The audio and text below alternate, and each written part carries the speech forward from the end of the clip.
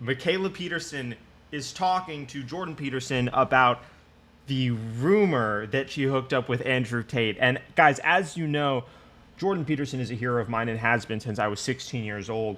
And Andrew Tate is a more recent hero of mine. I'm interested in starting kickboxing, so that is, obviously from him. And he's changed my life since I discovered who he is. So I'm just going to cover the parts of this video where they talk about that. And I'm going to be analyzing everything. Check this out. Andrew Tate bought me tickets to fly to Romania. There's a rumor online that we hooked up. That didn't happen. Do you think you made any mistakes in that event? Bro, Jordan Peterson in the past has talked about how Andrew Tate is sort of a fictional embodiment of masculinity, how it's flawed and not robust enough in its nature, but something that older people don't understand about the younger generation and about the world. I would say actually this pertains to Ben Shapiro, it pertains to Matt Walsh, it pertains, I think, to even Jordan Peterson, is they don't understand how destroyed the dating landscape is and the necessity there is to becoming high value and important in order to even attract women. That wasn't true. That wasn't true in the 1960s, in the 1970s in America or in Canada. It's totally changed now. And so Andrew Tate is showing men what they need to do in order to, let's face it, rise to the top of society.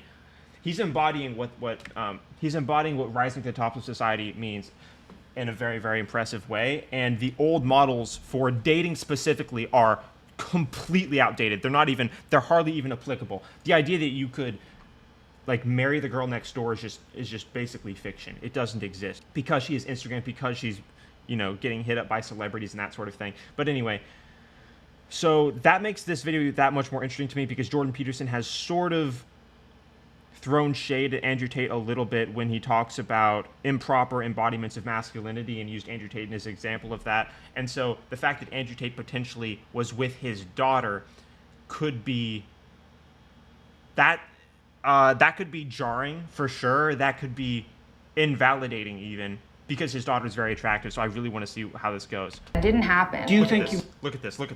Made any mistakes in that venture?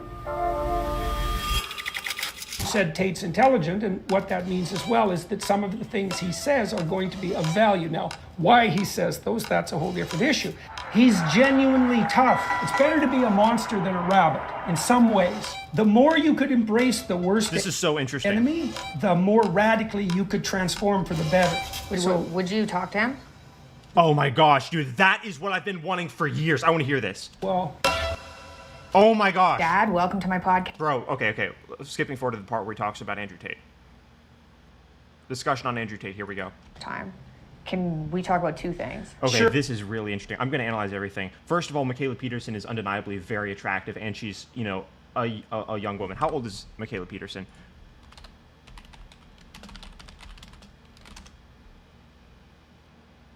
Michaela Peterson is 31 years old. So still attractive, right? Okay, one, I've been getting fairly tortured on Twitter about this Andrew Tate thing. Are you okay with addressing that? sure. Okay. Whoa, that was interesting. Are you okay with addressing the fact that people are essentially spreading the rumor, I'm going to call it the rumor, that Michaela Peterson slept with Andrew Tate? There was a picture going around where, and it's been going around for months. It's not a new thing, where people are essentially saying Jordan Peterson has something against Andrew Tate for this reason. And I don't believe that.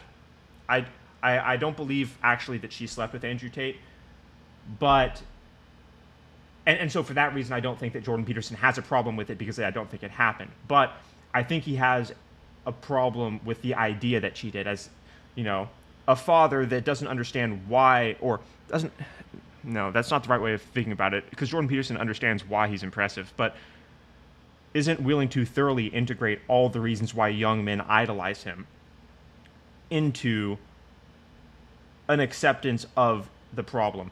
The problem being the denial of culture and truth by the radical leftists. That, I think, could bother him. And so, indirectly, he is bothered by the idea that Michaela Peterson, his daughter, was with with Andrew. Okay. So I think first, before we get started, and I only want to talk about this once because I'm very bored of this. Dude, look at her face, though. Look at her face. She's like smirking as if something happened. Delve into this too much, but This is really interesting. I think a bit. Look at the way Jordan just sort of squinted at her a little bit. Bro, we are seeing the archetypal wise father, literally an intellectual titan, scrutinizing his daughter. He's trying to tell if she slept with Andrew. Of clarification on my end. In 2019, I was in Germany, and Andrew Tate bought me tickets to fly to Romania to go discuss business, and then to fly. What business? I want to know what business, though. Let's be honest. Andrew Tate didn't fly her out to discuss business. She's super attractive. That's fine, but let's not pretend as though he wanted to talk to Michaela Peterson about business, right? Back to Canada. And the reason He doesn't fly. I'll give you an example. Andrew Tate does business with a bunch of men. He doesn't fly them all out. You see what I'm saying? 2019, when you Googled Andrew Tate, he came up as a millionaire kickboxer. He had ideas about a subscription platform for me and for you. And I think part of the way, because of how... Whoa, that took a turn for a moment. For a second, I thought she was just going to say for me, and then I was like, but okay. How I grew up. Basically said yes to opportunities, and I didn't see a reason to not go talk to a millionaire about how he made money. And I also got the benefit of a ticket home. And I was also already in Germany. So I didn't see a reason not to go. She's justifying to her father why she went to see millionaire kickboxer Andrew Tate in his mansion. That's also probably Interesting. partly because I used to say yes to any opportunity. But she also knows what she's doing too. She's trying to say what didn't happen. She's trying to say what didn't happen by this. And like I already said, I don't actually believe she slept with him. I don't think so. Okay, I have to give odds because nothing is certain, right? 70-30. Opportunity, which I also think is part of the reason why I'm successful now. So anyway, I went there. From my experience, I met Andrew and I met his brother Tristan. They were very nice to me. Like, they were nice to me. We had a fun time. The reason that there's a rumor online that we hooked up or we slept together or something, that didn't happen. I've told people that numerous times. It's not like I was a... She said that didn't happen, but her body language there was interesting. That didn't happen. I've told She immediately looks down after saying that. people that numerous times. It's not like I was a... Yeah, well, people like 20-year-old to girl, like, cast those enamored. aspersions online too. It's one of the things I've really seen that troll demons like to go after women on that front, right? And so, Yeah. Yeah, it's really So, vicious, like, nasty, backbiting behavior. And it doesn't matter what I say. He's dispelled it. Doesn't matter. Right. Yeah, exactly. Anyway, I haven't really commented on the situation because when... But let's be honest as to why Andrew Tate flew her out. It wasn't just to talk about business. If she had been down, Andrew Tate would have been down. That's a fact. I went, they were nice to me. Like, I actually had a pretty good time. He drove me around in his Bugatti and we saw castles, which was a weird experience. I remember telling him, he was a very, very, very smart person. And I remember telling him, you kind of remind me of a human shark. I don't know what it was, but I was like, it's interesting. I That's a very interesting thing to say to her dad, who's going to analyze all of that. don't know if it's your eyes or something, but you kind of remind me of a human shark. That was it. And then I flew home. So that's the story on my end. Now, I wanted to address that because people have been bothering me on Twitter for like 2 years. This is such an interesting archetype going on right now. 3 years because of Wow. pictures of us smoking cigars or having a vodka or something, because I did. And it was fun. She's covering her body. But that's it. That's the story on my end. Do you think you made She almost smirked there. It was fun. But that's it. That's the story She almost smirked there. on my end. Do you think you made any mistakes in that venture? Well, I had no idea he was going to become like the most famous person in the entire world. Would that have changed it? I don't think so. Like, from knowing what Then why would you say I that? knew at the time, I would have still gone. From knowing more about the webcam stuff, and he told me about. So once I was there, he told me about the webcam stuff. What did he not, tell not, you? Not in detail. Okay, I can't remember. Dude, Jordan's not happy. Okay. That well, but it was something like women who want to do webcam stuff, like they already want to do it. I help them make way more money, and I take a percentage. And so I was like, okay. But I was like, if there are women who are already doing it and now they're making more money, I guess it doesn't seem, it is what it is, kind of.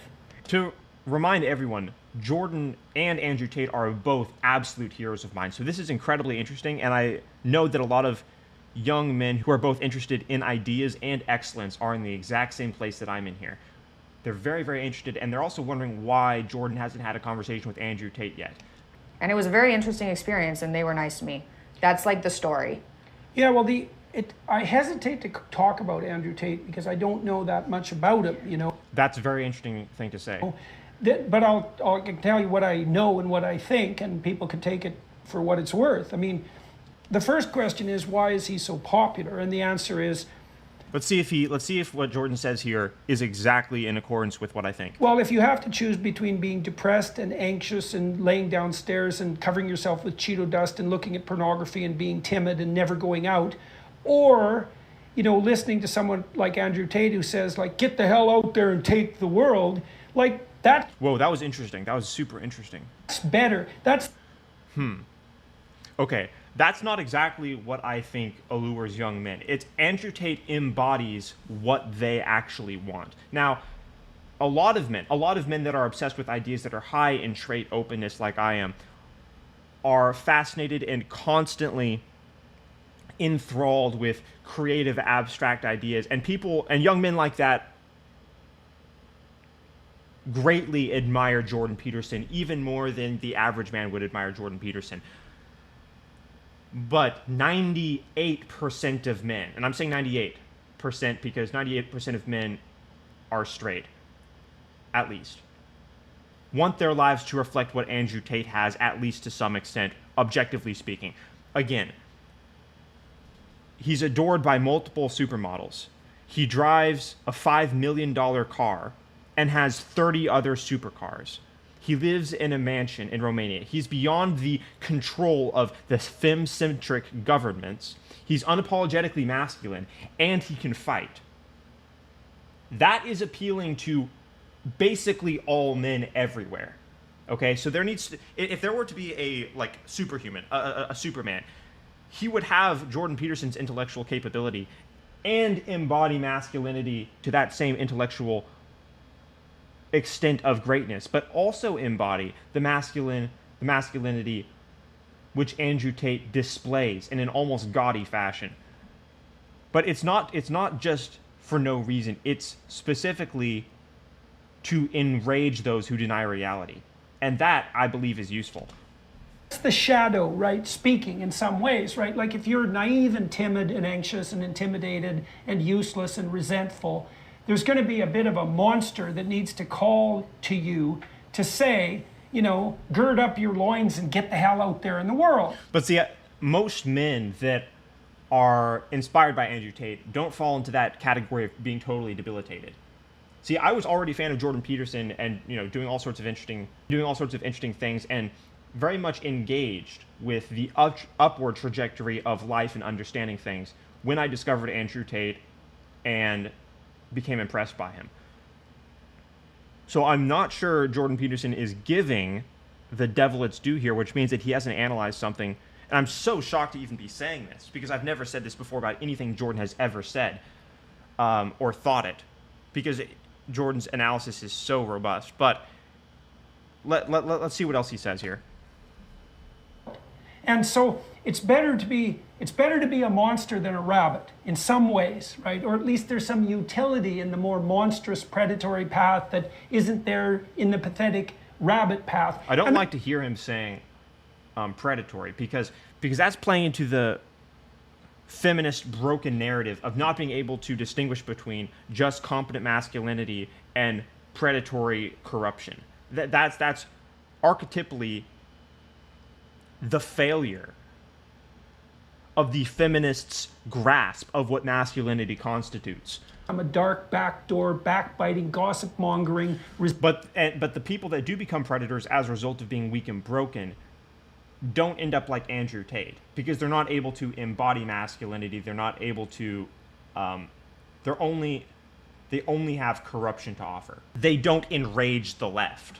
resentful monster. Society's And so- also pushing that on men in Yes, particular, constantly. like be Well, and weak.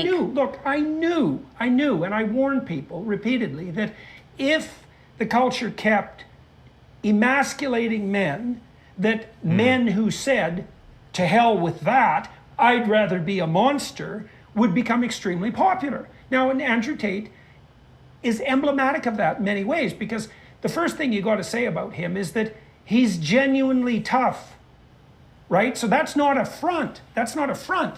He's a fighter. And you can't take the courageous element of being a fighter away from someone who That is the first thing that instantly speaks to men, for sure. will actually step in. The fact that he's able to fight just immediately sets him above any other person in the red pill space, or Ben Shapiro or whatever. It's all of that. The ring, right? And so now, and then you said Tate's intelligent, and what that means as well is that some of the things he says are going to be of value. Now, why he says those, that's a whole different issue. The thing that disturbs me is that, like, I'm not very fond of the whole online porn thing in any way. And I don't think that it's okay for young women to monetize their sexual attractiveness online. I think I genuinely completely agree with that. I don't think women should be monetizing their sexuality at all online. I think it's not a good thing. But here's the thing, is somebody that grows up in a very difficult environment, you have to make do with whatever you can get your hands on. And for somebody that didn't have private school, that didn't have two parents in the household, you find your way up no matter what, or you die. And that's essentially what Andrew Tate had to go through. You basically can't complain, and you take what you could conceptualize as scraps in order to just get ahead. And that's what he did. That's the reason he started fighting as well. think that leads to a very dark place for them, even if they're successful, because becoming Hurts your- successful. Okay, that there, I believe, this is so interesting for me to say. Because I love Jordan so much. I love him so much. I think he's making an error here, though. I think that is throwing the baby out with the bathwater, because he put quotations around being successful. And when you're adored by supermodels, when you drive a $5 million Bugatti, when you're respected by young men in every city on the planet, genuine respect what he's accomplished and who he is, that is not counterfeit success. Andrew Tate is successful in the same way that you can say Elon Musk is successful. In the same way you can say Jordan Peterson is successful. They're not successful as a result of doing the same things, but I think Jordan maybe, I say this hesitantly, but I say it anyway, somewhat affected by the left wing's resentment of Andrew Tate's objective success. Let me explain what I mean by that. The left is obviously infuriated with Andrew Tate at the undeniability of his success, because he manifests it all the time, whether it be his diamond watch or his $5 million car, his lifestyle, the things he says all the time, the jokes that he makes it next to impossible for people to ignore the fact that he's rich, successful, and living the life that 98% of men want to live. He makes that impossible to ignore. So what the left does is they say, we're infuriated by this. We're going to demonize and deny his physical embodiment of success so that we don't have to contend with it. And I think that objection can contaminate a lot of people's perspectives of objectively impressive men. I mean, they're writing articles saying that going to the gym makes you a white supremacist, right? I forgot to mention Andrew Tate's also physically in shape, which is, I thought that went without saying, but that's another element of why young men respect him. You don't become successful by exploiting yourself. It almost looks like Jordan's trying to lecture Michaela here. And you might think, well, I can exploit myself. It's like, you can't treat yourself like a psychopath would treat you and get away with it, even if... I don't believe Andrew ever exploited himself to get where he is, honestly. I don't believe that. The psychopath that's doing that is yourself. I've thought about that a lot, because I've thought about how Andrew Tate got his start, and I don't believe he exploited himself, That doesn't work. That's why psychopaths aren't very successful, because they exploit themselves just like other people. And so I don't like the Andrew Tate's not a psychopath. whole online porn thing. And then I don't now, my understanding, and I've watched him apparently agree to this characterization online. You know, it's hard to get I'm not trying to be the jury here because I haven't heard the whole damn story, but from what I've watched is he would... I genuinely wonder what Jordan has watched of Andrew Tate. Legitimately, I'm curious. I mean, has he seen clips or like which podcast? I would actually like to know that.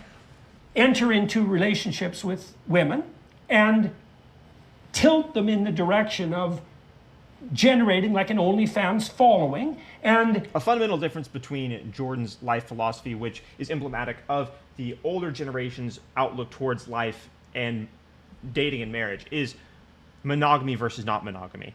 The red pill space and those essentially adjacent to it, like Andrew Tate, are responding to a phenomenon which is a new problem and a result of the immense attack on masculinity and the feminization of our social systems, and also the ethos of culture. So there is a disconnect between the old model of you just need to be a chivalrous man who marries one woman and acts as though most men don't get wrecked by marriage, which didn't used to be the case. When Matt Walsh got married, most men weren't getting wrecked by marriage. Now most men are. It's, you know, things have changed, and the reaction to that, you can't just throw that away. Because there are very coherent, logical arguments that have been put forward. Not just rational male arguments, but arguments you see physically embodied in front of you every single day on the Fresh and Fit show. Even more broadly than that, the dating landscape is so different now than it ever was before. Men have been attacked. Masculinity is literally called toxic. It's demonized. And men adapt. Men find solutions. And the solution is that unabashed, in some case, you know, painfully brazen masculinity can trump this feminine delusion and psychosis. That is an understanding that Andrew Tate embodies to young men, and it's not wrong. monetize that and then take a percentage. And there isn't anything about that that I think is acceptable. You know, and you could say, well, you know, women are the captains of their own soul, and if they want to monetize their own attractiveness, then what the hell, why not do it? And if they're going to do it anyways, you know, I can help them, and if I help them, why not take a piece of the action? And the answer is, to me, the answer to that is, well, how about because it's ignoble and wrong? Now, you could counter, and you could say, well, you're just too useless and timid to dare to do that, right? And I'd say, you know, point taken. You know, Nietzsche had pointed this out back in the 1850s. He said most morality It's very wise. is cowardice in the guise of morality. It's not like I'm good.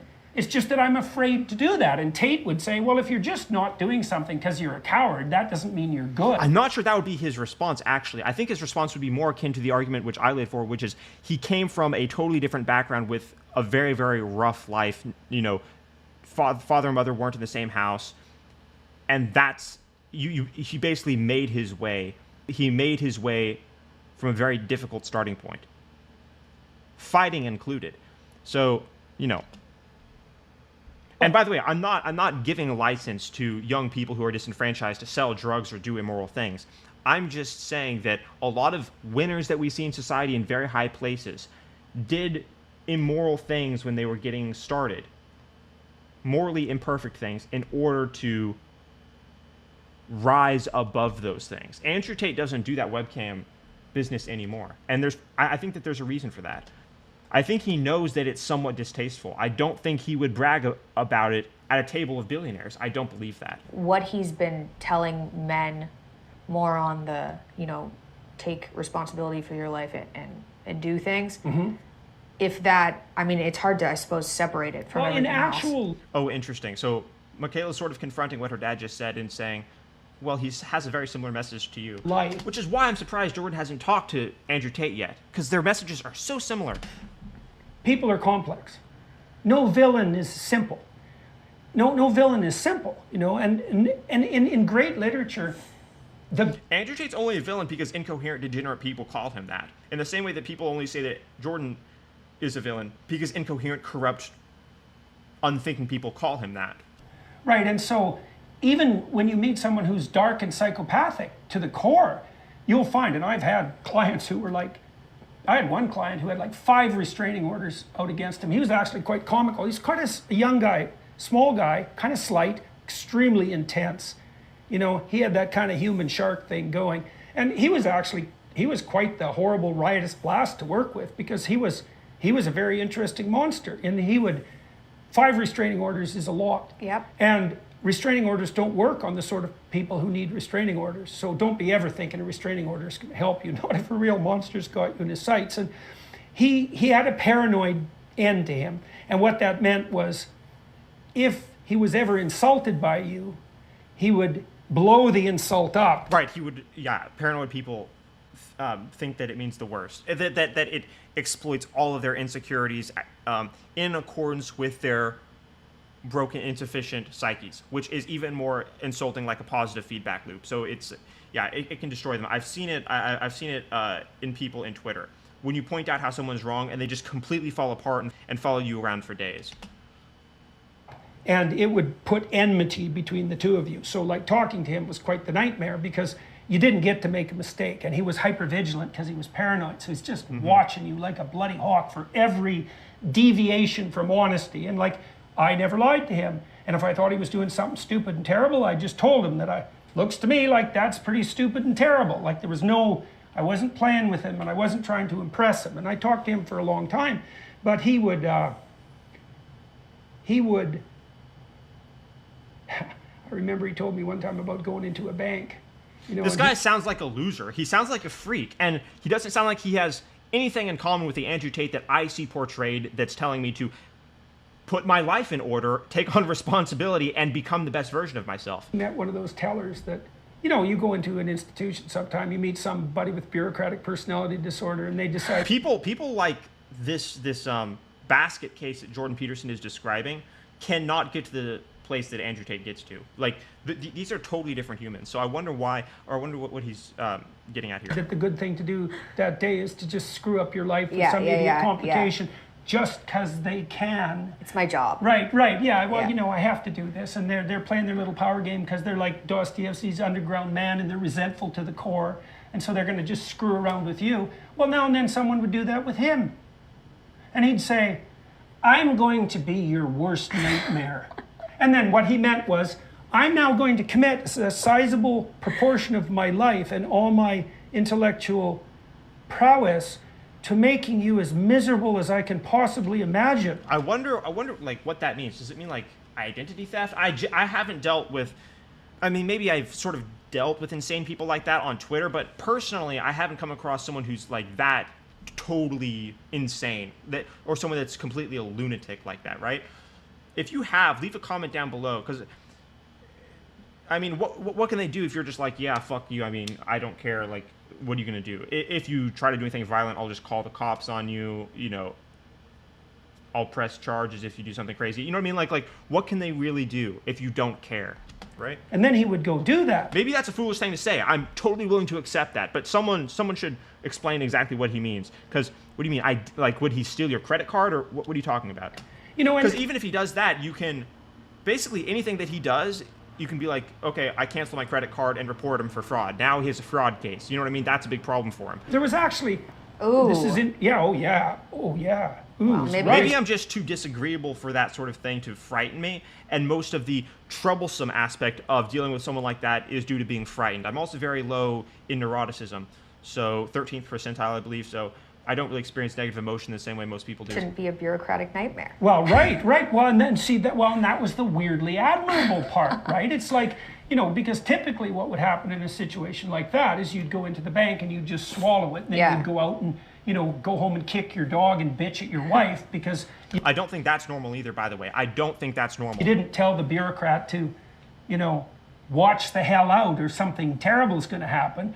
And there was something admirable about it. The thing is how does that work when you're dealing with men that are completely beyond your capability level? Like, you just, look, I've been around guys, I've been around men that are very, very impressive, and they deal with problems every single day, a tremendous number of them, and you have no idea how small your problems are to people with big problems. They'll just make your problem like nothing to them. you're fundamentally delusional if you operate in that worldview. And I assume Jordan obviously knows that because he dealt with the guy, but that guy is fundamentally delusional. Like that's a broken model for dealing with the world. The idea that the person that you're going to like harass is going to experience the same difficulty the same inconvenience that you're experiencing just isn't the case. So and I'm not saying Jordan is suggesting that. What I'm saying is that is the reason why that model is invalid. His moral compass is warped, and warped in a serious way on the like electronic pimp front, and like I think in a fatal way. Personally, that's the highest likelihood, because I don't think you can do that without it permeating everything. That doesn't mean that, you know, he's a two-dimensional villain, you know, or that there aren't things about him that are complex. Yeah, Jordan is experiencing some emotional difficulty with Andrew Tate, for sure. I think he should interview him. I think you should definitely interview him. He said that he had seen videos of Andrew. I wonder if they were just, you know, the short clips that everyone has seen, or if they're the long form, because the long form demonstrate undeniably and unequivocally that Jordan's message is very similar to that of Andrew Tate. It's an interesting and potentially even admirable, you know? People are complicated. And I don't think that, by the way, that makes them in competition with each other. Actually, completely not the case. I think that together they are greater than the sum of their parts, as a matter of fact. So would you talk to him? You know, I pretty much talk to anybody. Oh. I thought about, you know, whether or not that would be a good idea. That's an amazing answer. Yeah. For me, you know, generally one of my primary driving forces is just curiosity. Yeah. Like, and I am a clinician, you know, I like talking to, I've talked to lots of very strange people. They have to have that interview. They have to have that conversation, dude. Jordan, have him on, bro. Please. You cannot be in denial of the fact that your message and his message are basically holding up the resistance of the degenerate feminists, of this fem-centric demonization of masculinity that's taking place everywhere. It's you and him, dude. It's not Ben Shapiro. Like, it's you and him. Being a clinician, like, for you guys not to talk to each other would just be, something's going wrong there. So, and I'm sure talking to Andrew Tate would be too interesting. I think that this is an incredibly interesting moment, and it's definitely going to precede one of the most interesting conversations to ever take place, only to be challenged or rivaled by the conversation of Elon Musk and Jordan Peterson. That one I've been waiting for a very long time. And of course, the original Sam Harris and Jordan Peterson debate is up there as well. But Andrew Tate and Jordan Peterson, it has to happen. They're both heroes of mine. I'm not unique in that. Young men look to these men as absolute titans to be admired and to model their lives after in so many different ways. Comment your thoughts down below of the various things that I've said if you disagree or agree. Make it thoughtful, and I'll read and reply, guys.